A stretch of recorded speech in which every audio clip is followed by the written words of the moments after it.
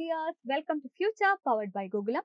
നമ്മൾ ഇന്ന് ഡിസ്കസ് ചെയ്യാൻ പോകുന്നത് നമ്മുടെ ഓണം എക്സാമിന് നമുക്ക് ഷുവർ ആയിട്ട് അല്ലെ എക്സ്പെക്ട് ചെയ്യാൻ പറ്റുന്ന ഒരു ഇമ്പോർട്ടന്റ് ക്വസ്റ്റ്യനുമായിട്ടാണ് അല്ലെ. Fundamental rights versus directive principles of state policy. മൗലികാവകാശങ്ങളും നിർദ്ദേശക തത്വങ്ങളും തമ്മിലുള്ള ഡിഫറൻസ് എന്ന് പറയുന്നത് എന്താണ് എന്നുള്ളതാണ് നമ്മൾ ഇന്ന് ഡിസ്കസ് ചെയ്യാൻ വേണ്ടിയിട്ട് പോകുന്നത്. നമുക്ക് നോക്കാം. ഈ ഒരു ഡിഫറൻസ് നമുക്ക് മനസ്സിലാവണമെങ്കിൽ നമ്മൾ എന്താദ്യം മനസ്സിലാക്കണം?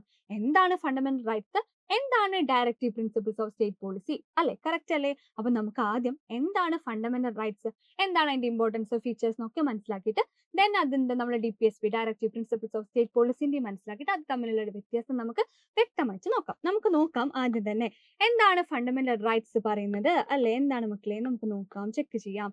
Fundamental rights are basic rights guaranteed and protected directly by the constitution. എന്താ പറയുന്നത്? ഭരണഘടന നേരിട്ട് ഉറപ്പു നൽകുകയും സംരക്ഷിക്കുകയും ചെയ്യുന്ന അടിസ്ഥാന അവകാശങ്ങളെയാണ് നമ്മൾ ഫണ്ടമെന്റൽ റൈറ്റ്സ് എന്ന് പറയുന്നത്, അല്ലെങ്കിൽ മൗലിക അവകാശങ്ങൾ എന്ന് പറയുന്നത്, അല്ലെ? നമ്മുടെ കോൺസ്റ്റിറ്റ്യൂഷൻ നമുക്ക് പ്രൊവൈഡ് ചെയ്യുന്ന ബേസിക് റൈറ്റ്സ് ആണ് നമ്മുടെ ഫണ്ടമെന്റൽ റൈറ്റ്സ്. ഓക്കെ, ഇനി അതിന്റെ ഫീച്ചേഴ്സ് എന്തൊക്കെയാണ്, അതിന്റെ ഇമ്പോർട്ടൻസ് എന്നുള്ളത് നമുക്ക് നോക്കാം. എന്താണ്, ഏത് പാർട്ടിലാണ് നമ്മുടെ ഫണ്ടമെന്റൽ റൈറ്റ്സ് ആഡ് ചെയ്തിട്ടുള്ളത്? പാർട്ട് 3യിലാണ് നമ്മുടെ ഫണ്ടമെന്റൽ റൈറ്റ്സ് ആഡ് ചെയ്തിട്ടുള്ളത്. ഏതൊക്കെ ആർട്ടിക്കിൾ ആണ് പറയുന്നത്? പാർട്ട് 3യിലാണ് നമ്മുടെ ഫണ്ടമെന്റൽ റൈറ്റ്സ് ആഡ് ചെയ്തിട്ടുള്ളത്. ഏതൊക്കെ പാർട്ടിലാണ് എന്ന് നമ്മൾ പറഞ്ഞു? പാർട്ട് 3. ഏതൊക്കെ ആർട്ടിക്കിൾസ് ഉണ്ട്? ആർട്ടിക്കിൾ 12 to 35 വരെയാണ് നമ്മുടെ ഫണ്ടമെന്റൽ റൈറ്റ്സിനെ കുറിച്ച് എന്ത് ചെയ്യുന്നത്? ഡിസ്കസ് ചെയ്യുന്നത്. Article 12 to 35. ദെൻ നമുക്ക് നോക്കാം എന്താണ് പർപ്പസ് എന്ന് പറയുന്നത്. എന്താണ് ഫണ്ടമെന്റൽ റൈറ്റ്സിന്റെ പർപ്പസ്, അല്ലെങ്കിൽ ഉദ്ദേശം എന്ന് പറയുന്നത്? Protect individual rights and freedom, അല്ലെ? നമ്മുടെ വ്യക്തികളുടെ അവകാശങ്ങളും സ്വാതന്ത്ര്യവും സംരക്ഷിക്കുക എന്നുള്ളതാണ് ഫണ്ടമെന്റൽ റൈറ്റ്സിന്റെ പർപ്പസ് എന്ന് പറയുന്നത്. ദെൻ അതിന്റെ പ്രൊട്ടക്ഷൻ, സംരക്ഷണം എന്ന് പറയുന്നത് എന്താണ്? Guaranteed and protected directly by the constitution. എന്താണ്? ഭരണഘടന നേരിട്ട് ഉറപ്പു നൽകുകയും സംരക്ഷിക്കുകയും ചെയ്യുന്ന റൈറ്റ്സ് ആണ് നമ്മുടെ ഫണ്ടമെന്റൽ റൈറ്റ്സ് എന്ന് പറയുന്നത്. ക്ലിയർ അല്ലേ?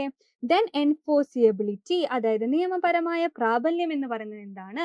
എന്തെങ്കിലും ഒരു ലംഘനം, അല്ലെ? If violated A person can approach the supreme court or high court, അല്ലെ? നമ്മുടെ ഫണ്ടമെന്റൽ റൈറ്റ്സിൽ ഏതെങ്കിലും ഒന്ന് വയലേറ്റ് ചെയ്യപ്പെട്ടാൽ നമുക്ക് എന്ത് ചെയ്യാം? നമ്മുടെ സുപ്രീം കോർട്ടിനെയോ അല്ലെങ്കിൽ ഹൈക്കോർട്ടിനെയോ നമുക്ക് ഡയറക്റ്റ് ആയിട്ട് നേരിട്ട് സമീപിക്കാം എന്നുള്ളതാണ് ഇവിടെ പറയുന്നത്. നമുക്ക് എന്തെങ്കിലും ഒരു നമ്മുടെ ഫണ്ടമെന്റൽ റൈറ്റിൽ എന്തെങ്കിലും ഒരു വയലേഷൻ സംഭവിച്ചാൽ നമുക്ക് എന്ത് ചെയ്യാം? നമ്മുടെ സുപ്രീം കോർട്ടിനെയോ അല്ലെങ്കിൽ ഹൈക്കോർട്ടിനെയോ നമുക്ക് നേരിട്ട് തന്നെ സമീപിക്കാം. ക്ലിയർ ആയോ? അപ്പൊ നമ്മൾ എന്താ പറഞ്ഞത്? എന്താണ് ഫണ്ടമെന്റൽ റൈറ്റ്സ് എന്നുള്ളത് നമ്മൾ ഫസ്റ്റ് മനസ്സിലാക്കുന്നു, അല്ലെ? നമ്മുടെ കോൺസ്റ്റിറ്റ്യൂഷൻ നമുക്ക് പ്രൊവൈഡ് ചെയ്യുന്ന ബേസിക് റൈറ്റ്സിനെയാണ് നമ്മൾ എന്തെന്ന് പറയുന്നത്? ബേസിക് റൈറ്റ്സിനെയാണ് നമ്മൾ ഫണ്ടമെന്റൽ റൈറ്റ്സ് എന്ന് പറയുന്നത്. ക്ലിയർ അല്ലേ? ദെൻ അതിന്റെ ചില ഫീച്ചേഴ്സ്, ഏത് പാർട്ടാണ്, ഏത് ആർട്ടിക്കിൾ ആണ്, അതിന്റെ പർപ്പസ് എന്താണ്, പ്രൊട്ടക്ഷൻ എന്താണ്, എൻഫോഴ്സിയബിലിറ്റി എന്താണ് എന്നുള്ള കാര്യങ്ങളൊക്കെ നമ്മൾ ഡിസ്കസ് ചെയ്തു. അപ്പൊ എന്താണ് ഫണ്ടമെന്റൽ റൈറ്റ്സ് എന്നുള്ളത് നമ്മൾ എന്താക്കി? മനസ്സിലാക്കി. ദെൻ നമുക്ക് എന്ത് നോക്കാം? നമ്മുടെ നിർദ്ദേശക തത്വങ്ങൾ, അല്ലെ? ഡയറക്റ്റീവ് പ്രിൻസിപ്പിൾസ് എന്താണ് പറയുന്നതെന്ന് നമുക്ക് നോക്കാം. എന്താണ് directive principles of state policy, അല്ലെങ്കിൽ രാഷ്ട്ര നയത്തിന്റെ നിർദ്ദേശക തത്വങ്ങൾ എന്ന് പറയുന്നത്? Directive principles are guidelines for the government to promote public welfare while making policies, governance and laws. എന്താ പറയുന്നത്? നയരൂപീകരണത്തിലും ഭരണനിർവഹണത്തിലും നിയമനിർമ്മാണത്തിലും ജനക്ഷേമത്തിനായി സർക്കാരിന് മാർഗനിർദ്ദേശം നൽകുന്ന തത്വങ്ങളെയാണ് നമ്മൾ എന്തെന്ന് പറയുന്നത്? നിർദ്ദേശക തത്വങ്ങൾ എന്ന് പറയുന്നത്, അല്ലേ? എന്താ പറയുന്നത്? നിർദ്ദേശകങ്ങൾ അല്ലെങ്കിൽ തത്വങ്ങൾ. എന്താ? Directive principles are guidelines for the government to promote public welfare while making policies, governance and laws, അല്ലെ? എന്താണ്? പോളിസീസും അതുപോലെ തന്നെ ലോസും ഒക്കെ മേക്ക് ചെയ്യുന്ന സമയത്ത് എടുക്കുന്ന ഗൈഡ് ലൈൻസിനെയാണ് നമ്മൾ എന്തെന്ന് പറയുന്നത്? നിർദ്ദേശക തത്വങ്ങൾ, അല്ലെ? രാഷ്ട്ര നയത്തിന്റെ നിർദ്ദേശക തത്വങ്ങൾ എന്ന് പറയുന്നത്. ക്ലിയർ അല്ലേ? ദെൻ നമുക്ക് അതിന്റെ ഫീച്ചേഴ്സ് എന്തൊക്കെയാണ്, അല്ലെ? ഇമ്പോർട്ടന്റ് ആയിട്ടുള്ള കാര്യങ്ങൾ എന്തൊക്കെയാണെന്ന് നോക്കാം. ഏത് പാർട്ടിലാണ് ആഡ് ചെയ്തിട്ടുള്ളത്, അല്ലെ? ഭാഗം 4, പാർട്ട് 4ലാണ് എന്താണ് നമ്മുടെ നിർദ്ദേശക തത്വങ്ങൾ അല്ലെങ്കിൽ ഡയറക്റ്റീവ് പ്രിൻസിപ്പിൾസ് ഓഫ് സ്റ്റേറ്റ് പോളിസിനെ കുറിച്ച് പറഞ്ഞിട്ടുള്ളത്. ഏതൊക്കെ ആർട്ടിക്കിളിലാണ് ഇത് പറയുന്നത് എന്ന് നോക്കുന്നുണ്ട്. ആർട്ടിക്കിൾ 36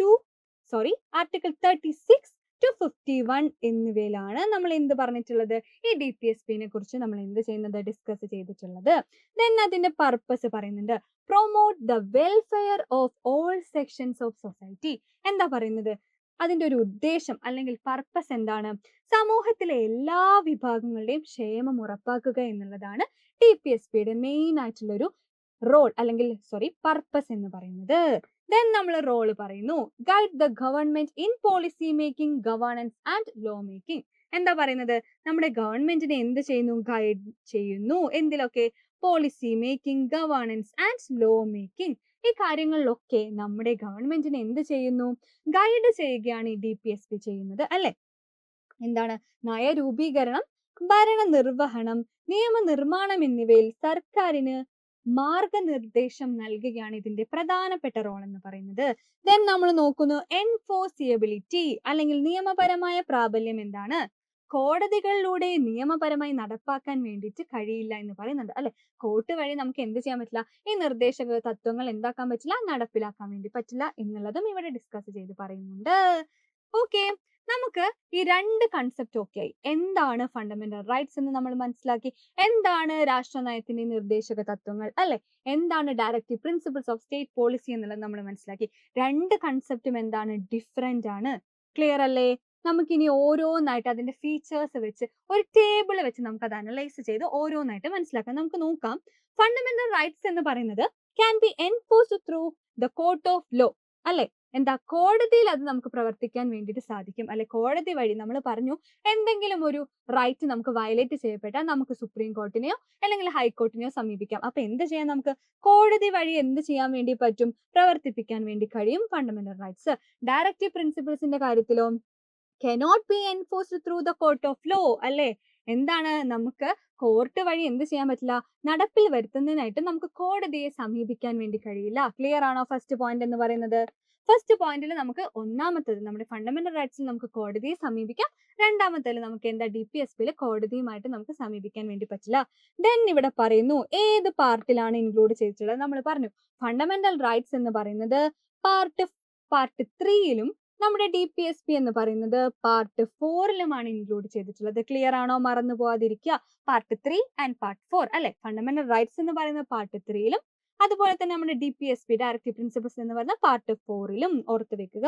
ദെൻ നമ്മൾ നോക്കുന്നു വ്യക്തി സ്വാതന്ത്ര്യത്തിനും രാഷ്ട്രീയ ജനാധിപത്യത്തിനും പ്രാധാന്യം നൽകുന്നു അല്ലെ? ഇൻഡിവിജ്വൽസിന് വേണ്ടിയിട്ടാണ് മെയിൻ ആയിട്ട് ഫണ്ടമെന്റൽ റൈറ്റ്സ് നിൽക്കുന്നത് അല്ലെ?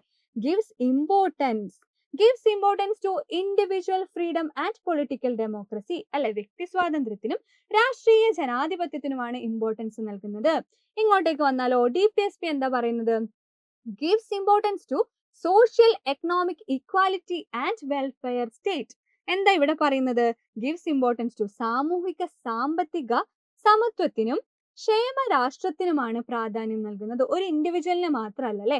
മൊത്തത്തിൽ ഒരു സൊസൈറ്റിക്കാണ് എന്ത് കൊടുക്കുന്നത്? ഇമ്പോർട്ടൻസ് കൊടുക്കുന്നത് അല്ലെ? നമ്മുടെ ഡയറക്റ്റീവ് പ്രിൻസിപ്പിൾസ് മൊത്തത്തിൽ ഒരു സൊസൈറ്റിക്ക് വേണ്ടിയിട്ടാണ് നിൽക്കുന്നത്. ദെൻ ലാസ്റ്റ് പോയിന്റ് നോക്കുക, നാലാമത്തെ പോയിന്റ്. ജസ്റ്റിഷ്യബിൾ അല്ലെങ്കിൽ legal remedy is available if violated. എന്താ പറയുന്നത്? അതായത് എന്തെങ്കിലും ഒരു റൈറ്റ് നിഷേധിക്കപ്പെട്ടാൽ കോടതിയെ സമീപിച്ച് എന്താക്കാം? നമുക്ക് ഉറപ്പാക്കാം, നീതി ഉറപ്പാക്കാൻ വേണ്ടിയിട്ട് നമുക്ക് പറ്റും എന്നുള്ളതാണ് ലാസ്റ്റ് പോയിന്റ് ആയിട്ട് പറയുന്നത് അല്ലെ? എന്തെങ്കിലും ഒരു റൈറ്റ് നമുക്ക് വയലേറ്റ് ചെയ്യപ്പെട്ടാൽ നമുക്ക് എന്ത് ചെയ്യാം? കോടതിയെ സമീപിച്ച് അത് നീതി ഉറപ്പാക്കാൻ വേണ്ടി നമുക്ക് പറ്റുന്നു.